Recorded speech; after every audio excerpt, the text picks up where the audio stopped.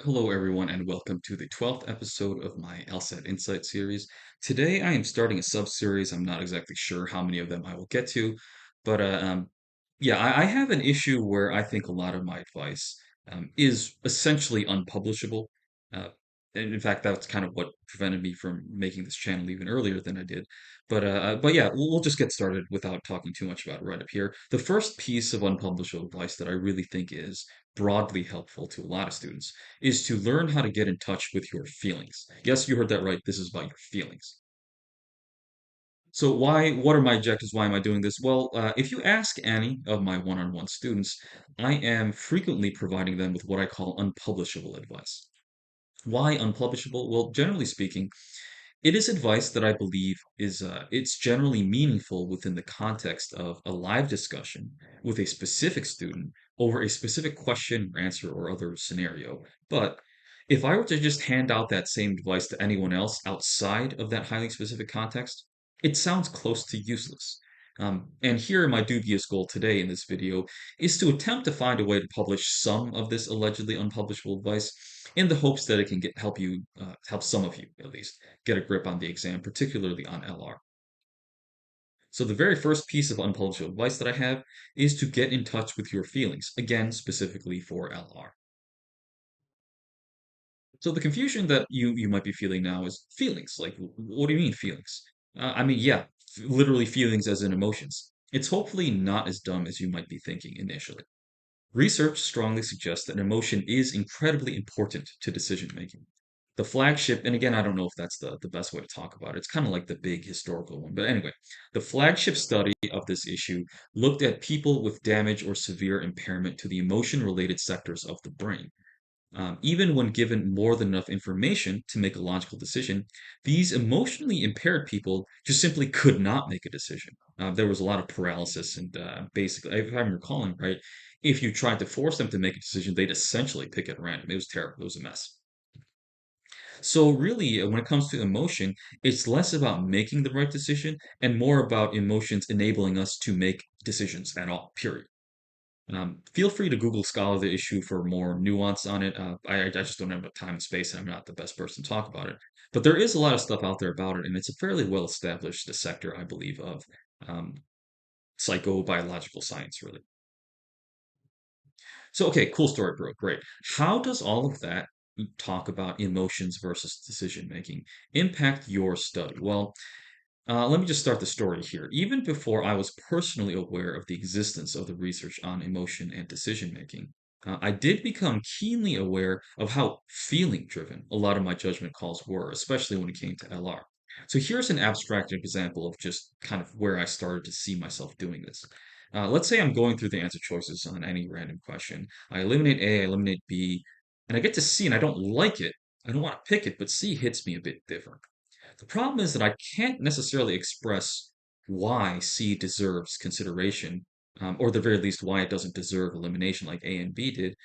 And to make matters worse, I wasn't even really pre-phrasing or predicting an answer like C. I wasn't looking for it at all. All the same, I nonetheless developed a habit of respecting that vague feeling of, like this could be the one. I don't like it, but it doesn't seem quite as bad. It doesn't give me as sharp of a poke as A and B did. Like A and B, I'm just allergic to. Just get rid of them. But C, by the time I get there, it's like, I don't like it, but I don't like it nearly as much as I disliked A and B. And the result of this, respecting this vague feeling of potential correctness results in two things. The first is that I refrained from eliminating C, or at the very least, I committed to revisiting C if nothing else really attracted me. So essentially, it puts me in that position of avoiding that nightmare of having eliminated the correct answer and that now needing to go back and uneliminate it, which is, usually something that doesn't happen, right? You've probably experienced it before. That's not a very good place to be in. So yeah, it allows me to basically avoid that for the most part. So moving on, the result of this feeling-driven approach, it was quite powerful for me. And it has admittedly less powerful, but nonetheless tangible results for many of my students. Um, and I would say that the results can be summarized as follows. The emotion-driven approach puts me in a position where my default position is to strongly adhere to my own pre-phrases, but I still retained the opportunity to acknowledge the possible correctness of an answer that I wasn't expecting, all while maintaining a properly strict standard against the 3 to 4 obviously wrong answers that have been provided. And so, if you're just reading this and it sounds too good to be true, yeah, I'll admit that it does. It really does sound too good to be true. Then again, getting a 180 also sounds too good to be true, not to be too conceited about it, but here I am and here you are, right? So, um, at first, when I kind of came across this idea and I realized what I was doing, I had the exact same reactions. Like, is it really that good? Like, but eventually, I found out, yes, it was that good. This is how you can basically achieve a near perfect level of precision on the exam each and every time you sit down for it is to do this, or at least that is one way to achieve this. I'm not going to presume to say that this is necessary to get there, but it certainly was sufficient, or at least part of the package for me to get up. So now we've talked about what the emotion-driven approach looks like, what the benefits of it were. How can you practice reaching that same point? Or in other words, how can you calibrate your own emotional responses to answer choices that line up with what the exam wants you to see? So how do you do that? Well, for me, I just want to start by saying that this feeling-driven approach, it works for a pretty decent degree in RC, but I really do think it shines brightest in LR. So everything that I'm going to say now, recommendation-wise, is specifically offered with LR in mind. So after completing an LR section, uh, find questions where your reaction to the correct answer is like, huh, I totally didn't see that one coming. For the 3 wrong answers that you didn't choose, catalog your justifications for those non selections, noting also how good or bad you felt about making that non selection call. For the 1 wrong answer that you did choose, catalog your justification for why you chose it, noting with special care how you felt about that decision. In particular, if you knew that it had serious problems and you were really uncomfortable, but you went with it anyways, commit to never caving in again against that feeling if possible. Um, so yeah, I mean, if you're picking an answer just out of desperation, you know it's not right, get out of the habit of picking that second best answer. That is a screaming sign that you have missed something about one of the other 4, and you need to change the way you look at it. So that's what you need to start doing. And now for that correct answer that you didn't choose. Again, like the others, catalog your reasons for not selecting it, including how you felt about the decision to pass it up. But now that you know it's the correct answer, force yourself to find things in the stimulus that justify it. After finding said justification, if your reaction is, okay, I can do this only because I already know it's the correct answer, there's no way I'd be able to do it on a fresh question, or even worse, it's literally like 1 or 2 words you think that barely justify the stimulus and you just don't think you'll be able to pull it off again, that's fine. Being able to replicate your performance in the stimulus is not what this is. So again, so why is it fine? What is the point? If I can't possibly see myself getting it right on a future question, what was the point? Why is that okay? Well, here it is. Like I was saying, the point of the exercise on the previous slide is not to learn some magic technique to magically see that buried or twisted justification for that unexpected answer to look correct right off the bat. That's not what we're doing here. Instead, the point is to build up a sort of emotional database regarding answer choices, ideally by just cataloging things and going over repeated questions of various kinds. You'll learn to recognize 3 different types of questions or answer choices, excuse me, and your 3 different types of emotional responses that correspond to that. So you'll learn to recognize how it feels to encounter one of the 3 obviously wrong answers. You'll get a good sense of, am I looking at an obviously wrong answer or not? Just by feeling. Then you'll also learn how it feels to pick that second best answer and all those pitfall warning signs. Be like, these are signs that I probably shouldn't pick this one. I feel like I'm doing it out of desperation, but I know it's wrong. I shouldn't pick it. So you'll learn to identify all those feelings. But more importantly, the final thing is you will also learn how it feels to read, excuse me, that unexpected but ultimately correct answer. And so you'll be able to craft your own customized response to it. For me, sometimes it's the eliminate, but then go back to reconsider. Sometimes it's outright, I will just won't even eliminate it. It all depends on the question and the situation, and maybe even how in particular I'm doing that day as I'm doing that section.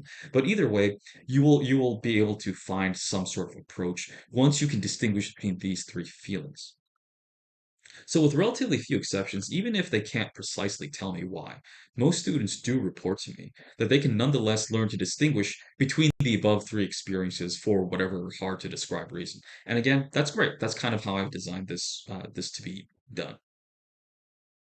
So, in terms of a takeaway, all I want to say is that I'm actually still quite insecure about delivering that advice in this format. So yeah, while I do offer the identical advice to many of my one-on-one students, just ask anybody who's needed to talk to me in the last 4 weeks about the October exam. I still have very low confidence that this advice possesses that same level of reliability in the abstract, like I've described it here. That being said, I did this exact same thing in terms of finding a way to just abstractly realize that I was doing an emotional approach, not really a purely data-driven approach. And I did that on my own as a self-studier to get where I am. So I know it's not totally impossible to pull this off on your own. So if this doesn't look immediately helpful, that's fine. I think that's actually a perfectly reasonable reaction as somebody who may not be familiar with how this works. However, despite that reaction, I would urge you to give it a shot anyway. That's how broadly useful I found this to my students. It will hopefully make more sense when you're actually trying to apply the advice that I've given to a specific stimulus and a set of answer choices rather than hearing some internet stranger blather on about feelings on an exam that is nominally about facts, logic, and reason. But yeah, I still say just based on the results that I've seen over the past 15 or so years that I've been doing this, getting in touch with how you feel about answer choices is a very helpful tool. It's not only is it rapid, it's surprisingly accurate if you can calibrate it right. So yeah, I expect to hear a decent amount of feedback. Usually not in the comments. You guys are pretty quiet in the comments, and that's okay because I don't really get notifications on in a timely manner anyway on it. But do feel free to email me about this, just because I know it can be difficult, and hopefully it'll just be a very quick response where I can kind of let you know how to make use of it or how it actually applies on a particular question, which we're coming to the usual end slide here. Leave a comment, or more often, as you guys choose to do, email me directly. I've noticed with an increased number of emails I've been getting lately, I guess it's not exactly clear. I don't say my own name too often on the channel. My name is James, so feel free to address an email to James at this email address, which is my personal email address for tutoring. And if you have any further questions, and I encourage you, especially for this one, to feel free to reach out because I do know that getting in touch with your emotions and feelings on this exam is basically, I feel like I'm the only one out there talking about it like that. And so you may really feel lost when trying to do this. Don't give up though. If you're having trouble applying it or seeing how it's useful, challenge me on it. Feel free to ask me the question, and we'll see if I can help you make use of it. But yeah, otherwise, thanks for being here, and I will see you guys in the next one.